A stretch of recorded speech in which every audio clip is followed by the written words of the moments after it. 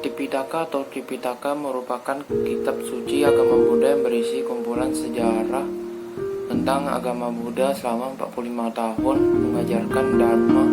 Secara luas diartikan sebagai ajaran atau kebenaran.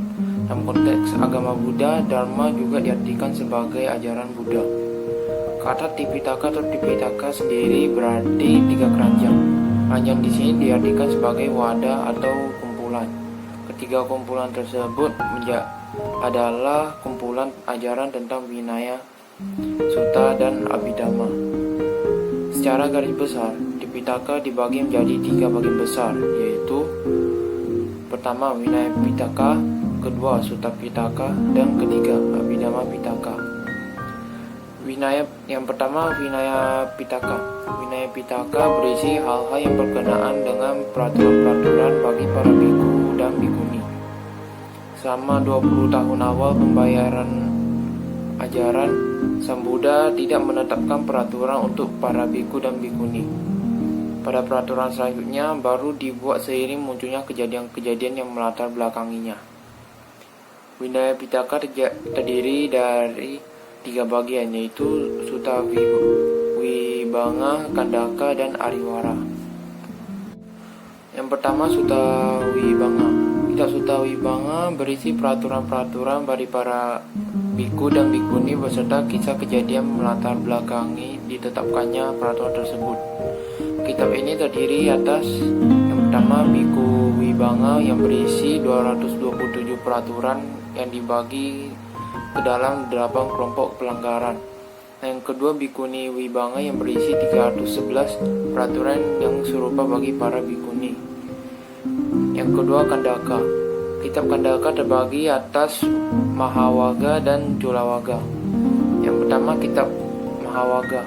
Kitab ini terdiri atas 10 bab yang berisi tentang kisah kejadian pencapaian pencerahan, pembabaran pertama, pembentukan sangha, peraturan-peraturan, dan uraian tentang upacara pentabisan biku, upacara uposatha pada saat bulan purnama dan bulan baru di mana dibacakan patimokkha, peraturan tentang tempat tinggal selama musim hujan, upacara pada akhir puasa, peraturan-peraturan mengenai jubah, peralatan obat-obatan dan makanan, pemberian jubah katina setiap tahun, peraturan-peraturan bagi para biku yang sakit, peraturan tentang tidur, peraturan tentang bahan jubah, tata cara melaksanakan sanghakama, dan tata cara dalam hal terjadi perpecahan. Yang kedua Culawaga.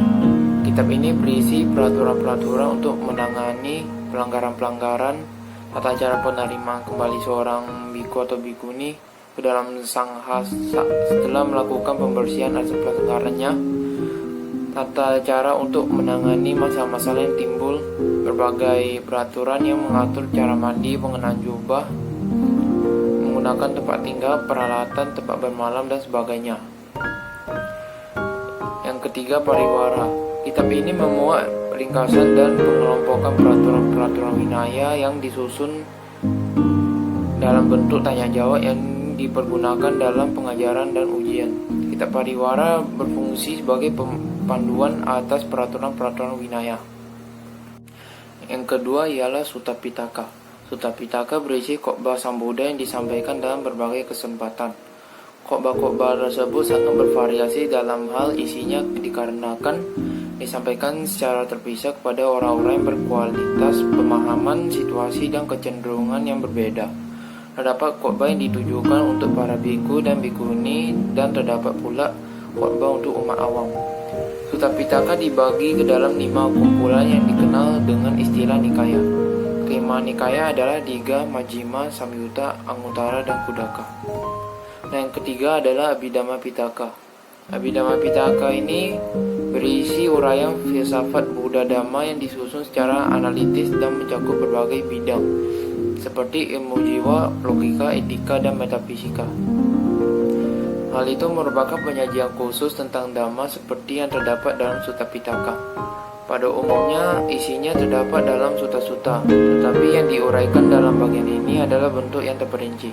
Kitab ini terdiri dari atas 7 buah buku, yaitu Dhammasangani Banga, Datu Kata, Pugala Panati, Katawantu, Yamaka, dan Patana. Validitas dan pentingnya memahami kerangka dan isi kitab suci Tipitaka. Tipitaka terdiri atas banyak sutra yang jika ditotal mencapai 80.000 lebih halaman dalam bahasa Pali. Banyaknya jumlah sutra tidak jarang membuat banyak orang yang meragukan validitasnya karena mengingat pada awal perkembangannya Tipitaka dilestarikan secara turun-temurun secara lisan. Hal ini bisa dipahami juga karena bagi kebanyakan orang menghafal jumlah sutra sebanyak itu ialah hal yang tidak dimungkinkan. Keraguan tersebut bisa dijawab oleh para biku pada zaman sekarang yang mampu menghafalkan seluruh isi Tipitaka, bahkan mampu menjawab pertanyaan terkait isi Tipitaka. Biku-biku tersebut dikenal dengan sebutan Tipitaka-ndara.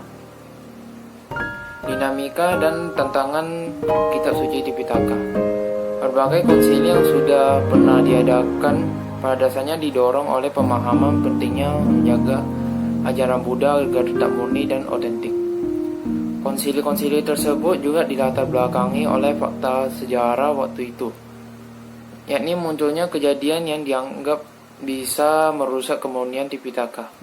Terdapat cerita menarik pada saat konsili pertama, yakni Anda diadili karena tidak menanyakan kepada Sang Buddha mengenai sila kecil apa saja yang boleh dihapus setelah Sang Buddha parinibbana.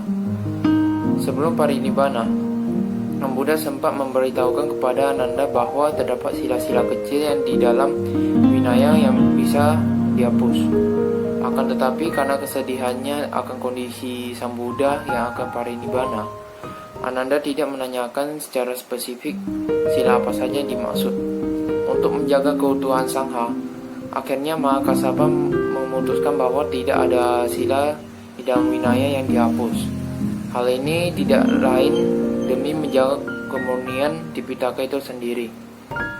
Jika terdapat sila yang terhapus, tentu saja orang-orang akan terus berdebat mengenai sila mana saja yang akan dihapus karena perbedaan interpretasi Vinaya. Esensi dan urgensi kitab suci Tipitaka untuk saat ini dan masa depan. Jumlah sutra yang begitu banyak membuat pembelajaran terhadap Tipitaka menjadi suatu pekerjaan yang cukup melelahkan.